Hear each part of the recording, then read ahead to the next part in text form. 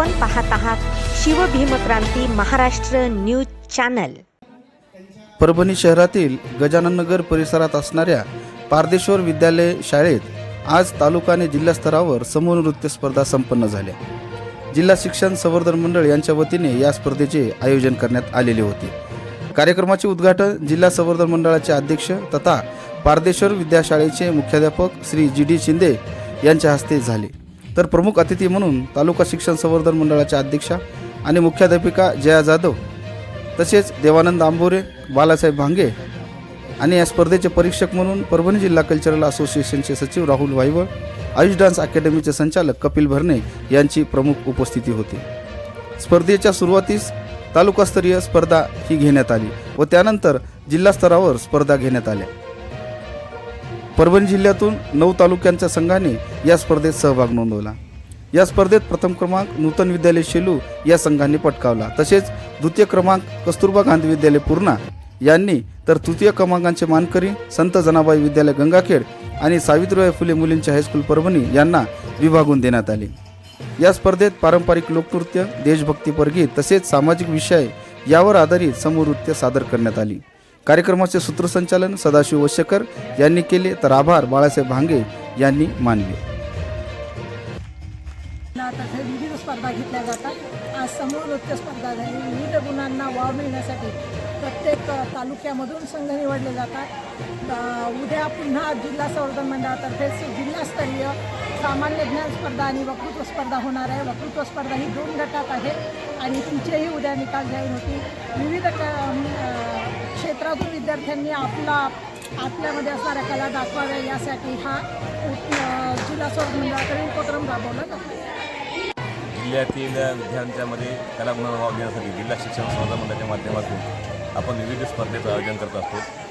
प्रथमतः तालुका स्तरावर स्पर्धा आयोजित करतो, त्याच्यानंतर त्या गटातील पहिला आलेला विद्यार्थी गट हा जिल्हा स्तरावर सहभागी होतो। जिल्ह्यातील एकूण 8 तालुक्यातून 8 संघ या ठिकाणी समूह नृत्य स्पर्धेसाठी आले होते। परभणी तालुक्यातील शाळांनी पण सहभाग नोंदवला आणि त्या तालुक्याचा पण संघ ह्या ठिकाणी सहभागी झाला। विद्यार्थ्यांमधला असलेला समूह नृत्य आणि कलेचा भाग हा ह्या ठिकाणी स्पर्धेच्या माध्यमातून दिसून आला आहे आणि विद्यार्थ्यांना या ठिकाणी एक चांगलं व्यासपीठ देण्याचा प्रयत्न जिल्हा शिक्षण संवर्धन मंडळाच्या वतीनं करण्याचा प्रयत्न आम्ही केला। त्याबद्दल सर्व शाळांच्या सहभागी शाळांचे आणि संघांचे आम्ही आभार व्यक्त करतो। धन्यवाद। जिल्हा संवर्धन मंडळाद्वारा आयोजित जिल्हास्तरीय आणि तालुकास्तरीय समूह नृत्य स्पर्धेचं पारदेश्वर विद्यामंदिर या ठिकाणी सुंदर असं आयोजन करण्यात आलं होतं। जिल्हा शिक्षण संवर्धन मंडळ हे फक्त विद्यार्थ्यांच्या 5वी ते 10वी पर्यंतच्या प्रथम सत्र, द्वितीय सत्र, घटक चाचण्या ह्या परीक्षेचंच आयोजन करतं असं नाही, तर त्याचबरोबर सामाजिक बांधिलकी म्हणून विद्यार्थ्यांच्या विविध अशा कला गुणांना वाव देण्यासाठी विविध स्पर्धेचं जिल्हा संवर्धन मंडळाकडून आयोजन करण्यात येतं। त्याचाच एक भाग म्हणजे आजच्या समूह नृत्य स्पर्धा होत्या। या स्पर्धेमध्ये सहभागी झालेल्या सर्व संघांनी उत्कृष्ट असं सादरीकरण केलं। त्यांचे अभिनंदन आणि त्यांचे मार्गदर्शक सर्व शिक्षक यांचेसुद्धा खूप खूप अभिनंदन मी करतो आणि जिल्हा शिक्षण संवर्धन मंडळाच्या या कार्याचं कौतुक करून जिल्हा शिक्षण संवर्धन मंडळाच्या पुढील वाटचालीसाठी जिल्हा शिक्षण संवर्धन मंडळाला हार्दिक शुभेच्छा देतो। धन्यवाद। जिल्हा शिक्षण संवर्धन मंडळ आयोजित विविध कलागुण स्पर्धेमध्ये आज नृत्यच कला होती। 9 तालुक्यातील 9 संघ या ठिकाणी सहभागी झाले होते। आपल्या भारत देशाला एक सांस्कृतिक वारसा असलेला परंपरा आहे।